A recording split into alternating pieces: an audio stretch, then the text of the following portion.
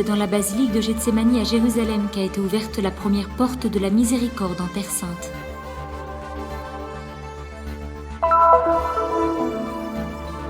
Paix, miséricorde et action, tels sont les 3 vœux du patriarche latin de Jérusalem, foi de toile, formulés à l'occasion de sa traditionnelle conférence de presse de Noël.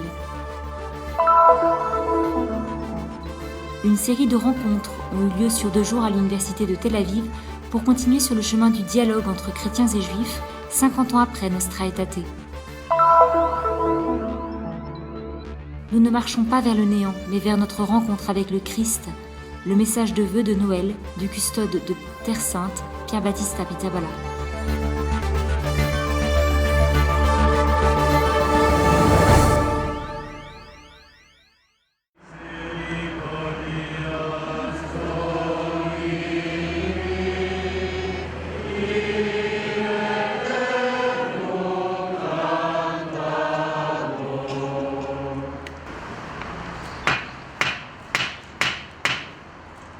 En ce dimanche 13 décembre, a été ouverte la première des 3 portes de la miséricorde qui s'ouvriront en Terre Sainte pour cette année jubilaire.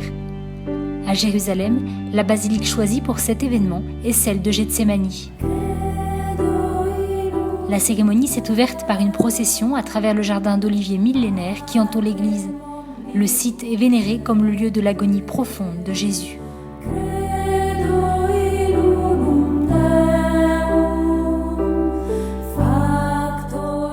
La célébration a été présidée par sa béatitude Monseigneur Foi de Toile, patriarche latin de Jérusalem, en présence de l'Assemblée des évêques et des chefs religieux de Terre Sainte. À l'entrée, Jésus crucifié, Seigneur de la miséricorde divine, est embrassé. Une 50aine de prêtres ont participé à la célébration de la messe qui a réuni communautés locales et pèlerins.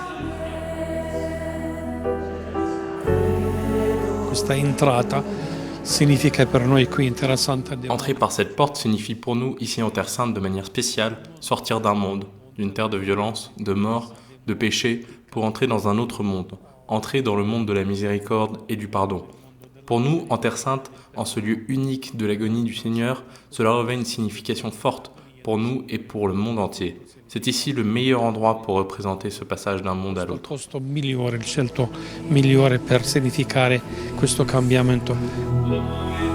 En Terre Sainte, 2 autres portes de la miséricorde seront prochainement ouvertes, dans la basilique de Sainte-Catherine à Bethléem le 24 décembre, puis dans la basilique de l'Annonciation à Nazareth le 27.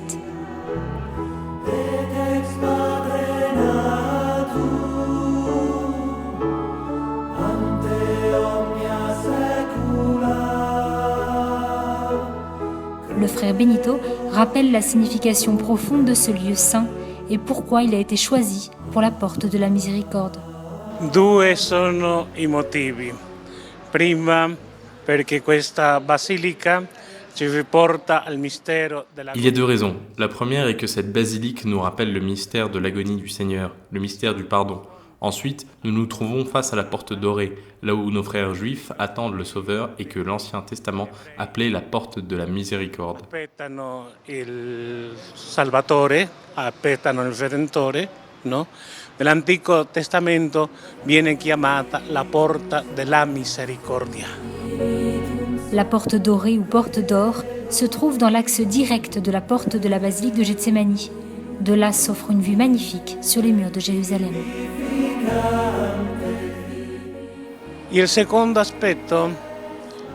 La deuxième raison, nous pouvons la trouver avec une clé de lecture franciscaine.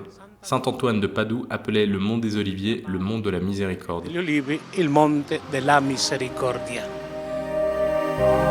Dans la basilique des Nations, passeront des millions de pèlerins venus du monde entier à la recherche du visage miséricordieux de Dieu.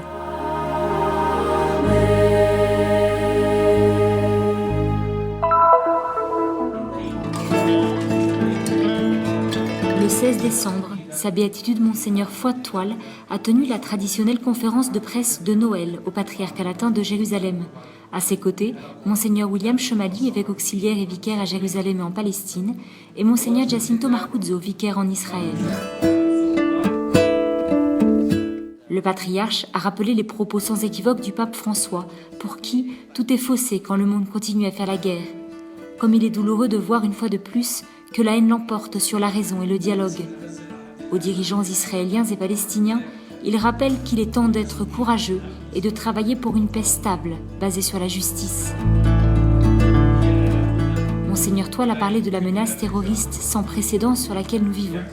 Une idéologie mortifère fondée sur le fanatisme qui sème la terreur parmi les innocents. Ces terribles guerres sont alimentées par le commerce des armes, lequel implique plusieurs puissances internationales, a dénoncé avec force le patriarche. Nous sommes face à une absurdité et une duplicité totale. L'Église et la communauté des croyants ont également une réponse à apporter à la situation actuelle. Cette réponse est celle du jubilé de la miséricorde, inauguré le 8 décembre par le pape François.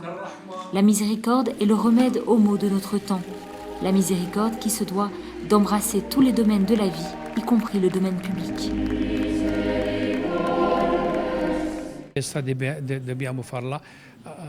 Cette fête vient raviver notre espérance. Le Seigneur est avec nous. Nous espérons qu'un jour, la paix viendra. Pour le moment, la situation est difficile, inquiétante, nous en sommes conscients. Mais nous espérons que grâce à la solidarité du monde entier et des églises, nous pourrons trouver un peu plus de sérénité et de calme. Chercher le vrai sens de Noël avec spiritualité et avec un peu plus de silence. Tel est le vœu du patriarche, afin que puisse être méditée la grandeur de cette solennité. Quando la situazione al di fuori della chiesa dove si celebra Natale è cattiva, lorsque la situation à l'extérieur de l'église où nous célébrons Noël est difficile, célébrer Noël prend encore plus de sens, parce que Noël est la fête du salut, être sauvé de quelque chose de négatif. Ainsi, nous devons approfondir le sens de Noël et nous rappeler que Jésus-Christ est le Sauveur, celui qui vient sauver le monde de la guerre, de l'incompréhension, de la violence et des représailles. Je pense que, étant donné la situation, nous avons plus de raisons encore de célébrer Noël comme la célébration de notre salut. Dunque penso che a causa della situazione c'è più motivo di celebrare Natale come festa della nostra salvezza. À la fin de la conférence de presse, le patriarche a lancé un appel aux pèlerins à venir visiter la Terre Sainte en cette année de la miséricorde.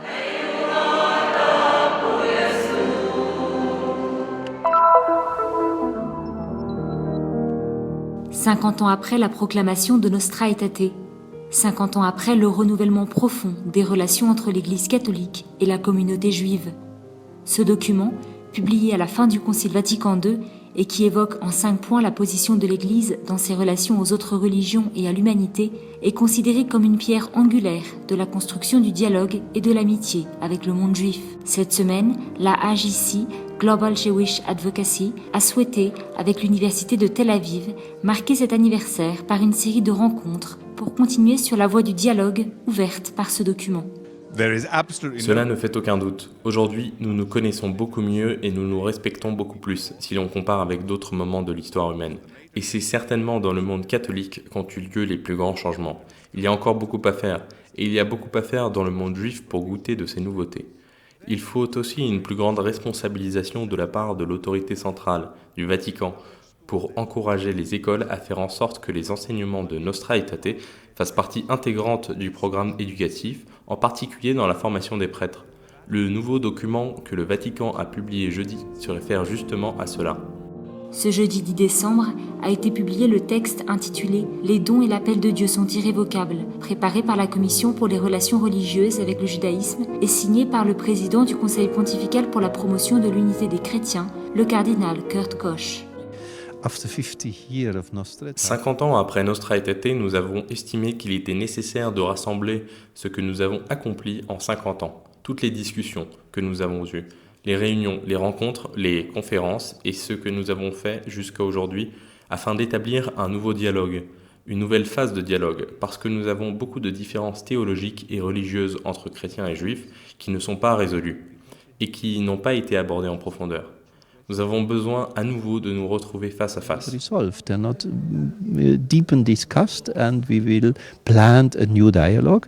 Nostra Aetate is a completely new phase in the history. Nostra Aetate est une toute nouvelle phase dans l'histoire des relations judéo-chrétiennes. Célébrer ces 50 ans signifie que Nostra Aetate a constitué un véritable tournant dans les relations entre chrétiens et juifs. Je pense que la chose la plus importante est la continuité de ce renouvellement Évidemment, le changement radical est important, mais ce qui est encore plus important, c'est que ce dialogue continue dans le temps. Even more important is that it is continuous. Le document, rappelant les événements et les initiatives réalisées pendant toutes ces années, met en évidence les particularités des rapports entre chrétiens et juifs et la profondeur de leur héritage commun.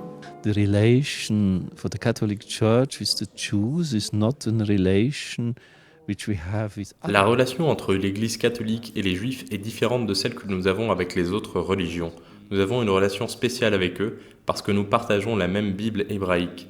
Nous pouvons dire qu'ils sont la mère du christianisme, et il n'y a pas de famille sans un enfant qui aime sa mère. En ce sens, pour nous chrétiens, il est de notre devoir d'approfondir notre relation avec les in this Juifs. sense. For us Christian is a great duty to deepen this relation with the Jews.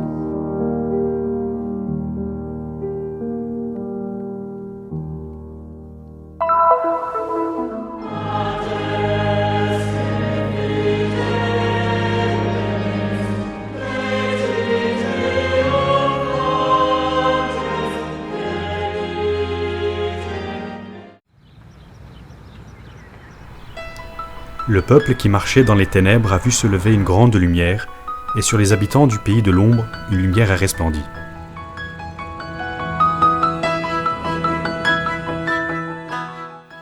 Nous venons de vivre un temps difficile, dont la succession des tragédies de la violence nous en remplit de peur. La description de la fin des temps que la liturgie nous proposait avant l'Avent semblait être l'écho d'une chronique des temps actuels, ce qui rend difficile d'attendre Noël avec des sentiments de joie, de fête et de vie. La peur semble influencer nos actions, même les petites choses du quotidien. Mais surtout, nous avons peur de l'autre, comme si nous avions perdu le courage de croire en l'autre. Nous ne faisons plus confiance, tant est que nous sommes de nous renfermer dans le petit cercle de ceux qui nous sont proches. Nous avons peur du musulman, du juif, de l'oriental ou de l'occidental, selon le lieu où nous nous trouvons. Les autres sont devenus nos ennemis et nous pensons que les autres sont contre nous, qui nous empêchent d'espérer un monde plus sûr, un avenir meilleur. En Syrie, en Irak, en Terre Sainte, en Orient, en Occident, il semble que la violence soit le seul chemin possible pour contrer ceux qui nous dominent.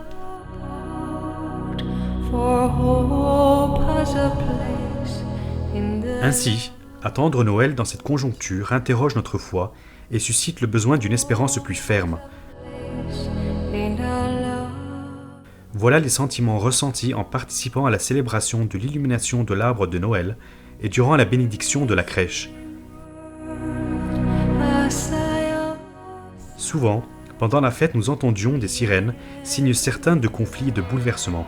Nous constations qu'il y avait quelque chose d'inadéquat à la situation présente, un au-delà du temps et de l'histoire.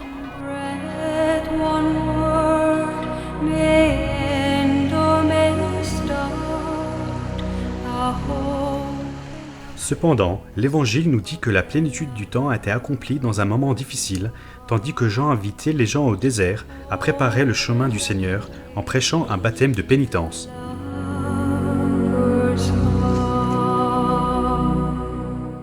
La fête, les lumières, les couleurs sont nécessaires pour célébrer Noël et pour nous conduire avec plus de vérité à la signification originelle de cette fête. C'est Dieu qui entre dans notre temps et dans notre histoire aujourd'hui.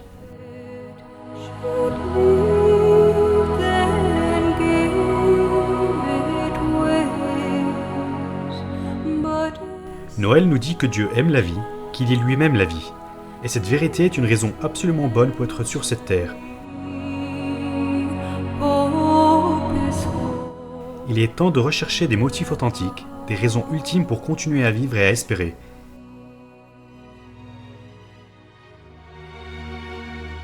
Des raisons et des motivations qui perdurent, qui tiennent et qui n'oscillent pas au gré des périodes d'angoisse ou d'exaltation, afin que nous ayons le goût de la juste mesure, d'un horizon réel.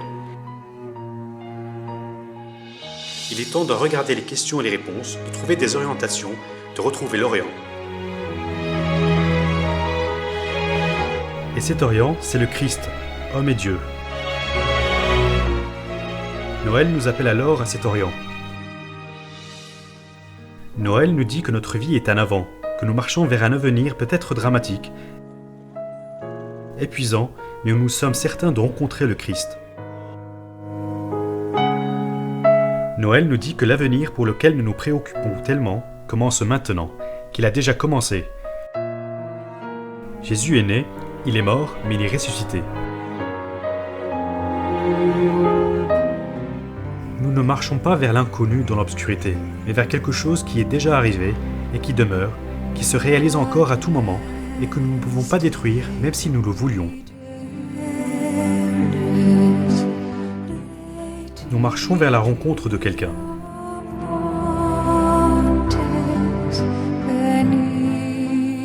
Alors ce temps difficile sera un bon temps si nous reconnaissons qu'il est l'heure de cette rencontre,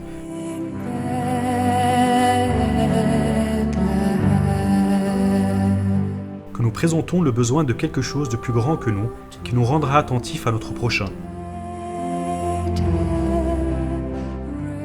Parce que l'avenir vers lequel nous avançons ne pourra être que l'accomplissement de chaque relation dont nous aurons pris soin ici et maintenant, malgré les circonstances tragiques. L'espérance de cette année est donc de marcher avec confiance dans cette voie ouverte dans le désert de nos vies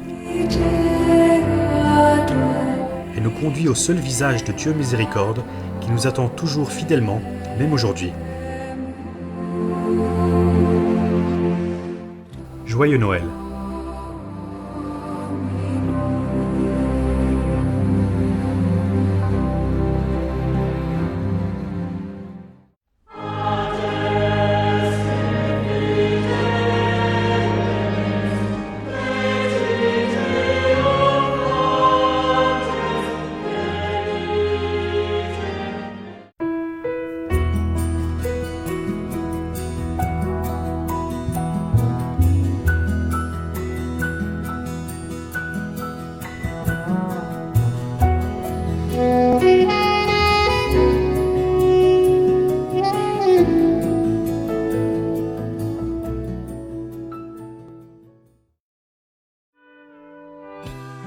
Le Terra Santa News est une production du Christian Media Center situé à Jérusalem, en Terre Sainte.